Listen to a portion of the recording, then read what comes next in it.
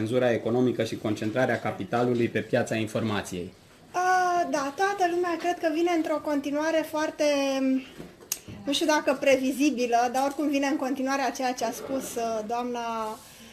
doamna conferențiar Ionescu apropo de încrederea în opțiunea occidentală. Eu sunt mai degrabă sceptică, eu cred că un jurnalist, chiar dacă este un jurnalist care se ocupă de ceea ce înseamnă, știu eu, treburile interne ale țării sau de politică externă, trebuie să-și mențină luciditatea, trebuie să-și mențină echidistanța și să fie critic. Să fie critic întotdeauna cu, dacă vreți, nu-i așa, cu prietenii, pentru că de dușmani știm să ne ferim, e celebrul proverb care ne spune, nu, ferește-mă de prieten, că de dușmani mă apăr singură. Prin urmare, România, într-adevăr, a avut aceste opțiuni pro-occidentale și este foarte bine că le-a avut, dar este timpul să devenim și noi ceva mai critici. În ce sens? Păi în sensul în care, de pildă, eu discutam cu unul dintre consilierii directorilor de la CNN, care este profesorul emerit al Universității din Georgia, David Hozinski, și el suna mai critic decât ar suna, nu știu, un critic din România la adresa Statelor Unite și a jurnalismului de acolo. Pentru că ceea ce se întâmplă în ultima vreme, și s-a discutat aici foarte mult despre cenzura politică, dar nu s-a discutat despre cenzura economică. Despre schimbarea polului de putere din zona politică foarte puternic spre zona economică, spre creșterea puterii corporațiilor, pe concentrarea capitalului pe piața media și pe incapacitatea statelor naționale de a lupta cu niște giganți, cum de pildă este Apple, care are de 4 ori PIB-ul României. Da? De incapacitatea noastră de a lupta împotriva acestor corporații, care cred că reprezintă la ora actuală, așa cum îmi spunea David și alți jurnaliști din Statele Unite, o provocare inclusiv pentru statul, inclusiv pentru politicienii din Statele Unite. De ce? Pentru că, știți foarte bine, campania electorală se finanțează cu bani și se cheltuie sume enorme, prin urmare va câștiga politicianul care va reuși să atragă șefii de corporații să-i finanțeze campania. Sunt probleme și fisuri importante ale democrației, nu înseamnă că suntem pro-putiniști și că susținem dictatura FSB-ului, a lui Vladimir Putin, dacă aducem pe tapet aceste teme. Noi trebuie să le aducem și pe unele și pe celelalte, din punctul meu de vedere. Nu înseamnă și nu este normal ca în spațiul public românesc, dacă aduci în discuție aceste lucruri, să pari, nu știu, dintr-o dată că lupți împotriva interesului național.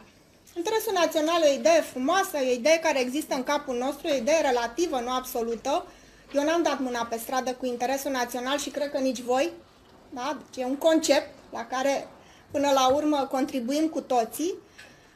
Și e foarte bine atunci când îl definim să avem în primul rând în vedere interesul nostru al României și foarte puțin, cum să vă zic eu, al marilor puteri care cu siguranță vor încerca să ne atragă în jocul lor. Ce se întâmplă în Statele Unite și ce vă propun eu acum? Din anii 80 a venit această idee a dereglementării.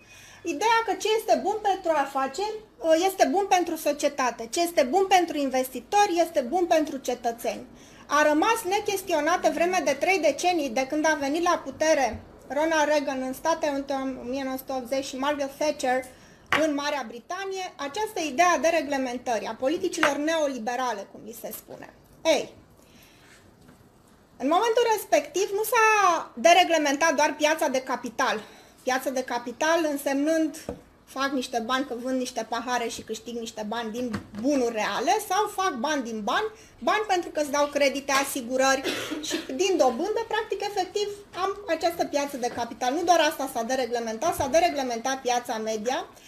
Marile corporații au venit cu un slogan foarte seducător, așa, cu conotații sexuale. Bigger is better. Și în momentul respectiv, sunt sume enorme în zona asta de lobby și de campanie, au reușit să impună ideea că nu e absolut nicio problemă să ai monopol pe piața media, nu e absolut nicio problemă să ai concentrare pe piața media. Însă eu vă întreb, dacă ajungem ca în Italia lui Berlusconi, în care o singură persoană deține aproape toate mijloacele de comunicare în masă, deține o bună parte a presei, pe care mai e diferența față de Partidul Comunist, care concentra la modul concret și programatic mijloace de comunicare în masă în mâna lui. Da? Și ce s-a întâmplat? Acum chiar o să vă rog să arătați, dați pe primul slide, vă rog. Uite ce s-a întâmplat la modul concret.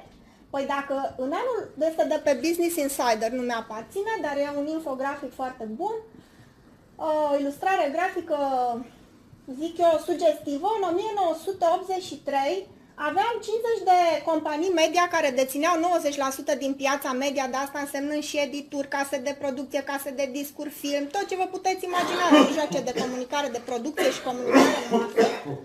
Și după aceea, pentru că a scăzut puterea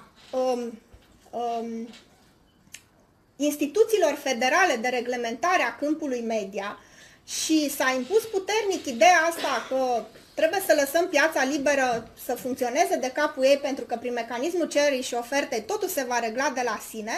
Uitați-vă ce s-a întâmplat. În 2011 avem 6 corporații. În Statele Unite, la ora actuală, ai 6 patroni la care trebuie să te angajezi și nu e o țară mică, sunt 270 de milioane de locuitori acolo. Adică s-a concentrat extraordinar de mult puterea financiară pe această piață. O să trecem cu ajutorul noastră repede în revistă să vedem care sunt. Vedeți aici câte concentrează National Amusement. Avem aici așa o reprezentare a brandurilor foarte importante de media, de la case de film, Paramount Pictures, la MTV, filme, internet, presă scrisă. Mai departe, următoarea foarte importantă și asta, Disney, foarte cunoscută, corporație media care, uitați-vă câte concentrează și ea, de la ABC News, la Vice, care e foarte activ și în România, și o serie întreagă. Deci, efectiv, au reușit pentru că s-a făcut și pe verticală și pe orizontală, practic, o înghițire a canalelor media și a trusturilor de presă. Mai departe, îi avem pe prietenii de la News Corp, Rupert Murdoch, foarte controversată personalitate, implicată într-un scandal imers cu cotidianul The Sun. Ce făcea era că angaja pe post de consilieri niște foști specialiști în securitate care ieșeau chipurile la pensie de la MI6 și alte instituții de forță, în așa fel încât avea un acces destul de interesant la tot felul de informații secrete și clasificate al minteri. Și scandalul a început când a publicat niște informații despre prințul William. El se lovise la un meci, a apărut a doua zi în presă și, mă rog, ăsta a fost, să zicem, apogeu, că atunci s-a luat cam de cine nu trebuie și în momentul respectiv a început scandalul cu el, foarte interesant, are Fox News, foarte puternic în susținerea lui Donald Trump. Mai departe, Time Warner, care are, vedeți, acolo o grămadă de trusturi de presă, CNN, HBO, ca să le numesc doar pe cele mai cunoscute și, bineînțeles, Warner Bros., casa de producție de la Hollywood. Mai departe îi avem pe cei de la Sony, un jucător foarte important și el pe piață, care are o serie întreagă de canale media. În fine, vreau să ajung la Comcast, foarte mare, gigantic. Are o serie întreagă de branduri și vă spun că este gigantic pentru că dacă mergem la următorul slide o să vedeți în termen de venituri cum stau lucrurile. Ia uitați. Da? I rest my case. Adică, și știți care e pericolul? E mult mai simplu la ora actuală să-l critici pe Dragnea decât să critici Coca-Cola. Știți de ce? Pentru că, din păcate, forța instituțiilor politice scade în raport cu forța instituțiilor economice foarte mult și nu pentru că ei câștigă foarte mulți bani, ci pentru că toate aceste canale pe care le vedeți acolo se susțin din publicitate și nimeni nu o să muște mâna care îl hrănește, da? Nimeni. Și cum mai este presa în condițiile astea câine de pază al puterii? Pentru că ei este greu să fie câine de pază al puterii politice, dar stați să vedeți cât de greu să fie câine de pază al puterii economice. Pentru că noul tip de cenzură, și iarăși, eu nu sunt prietena, Doamne ferește, a dictaturii FSB-ului, pentru că acolo chiar vorbim de oligarh, dar de fapt vorbim de serviciu secret care a reușit să pună mâna pe tot ce înseamnă instituție publică și privată în Federația Rusă, pentru că spun lucrurile astea, da? Ce atrag atenție, atrag un semnal de alarmă că dincolo de cenzura politică, ceea ce ne amenință foarte puternic va fi monopolul și cenzura economică și că noi, giganți digitali, reprezintă ei înșiși cazuri de monopol și de cenzură și cu asta o să închei. Să nu ne punem speranța în Facebook, pentru că la audierile care au avut loc în aprilie, în care Mark Zuckerberg a venit în fața Congresului American în urma scandalului Cambridge Analytica, el se prevala de faptul că ei sunt o companie de IT, că sunt doar o platformă, ca și cum ar fi o televiziune care a lăsat ușa deschisă și vine acolo și vorbește cine ce vrea. Cam așa vrea el să spună că funcționează Facebook-ul. Dar se-a angajat totodată că o să angajeze, așa le ziceam eu, armata soldaților de teracot, adică 20.000 de oameni care să se ocupe cu cenzurarea conținutului. Păi de ce vrei să cenzurezi conținut dacă tu ești doar o platformă și o firmă de IT? Oare? Da? Oare pentru că ești în poziția de monopol? Oare pentru că se distribuie conținut și pentru că ești între ceea ce înseamnă un canal clasic de televiziune de media și o platformă electronică și trebuie să-ți asumi, nu-i așa, la banii pe care îi câștigi, la banii uriași pe care îi câștigi și o responsabilitate socială. Vă mulțumesc! Doar două mici observații.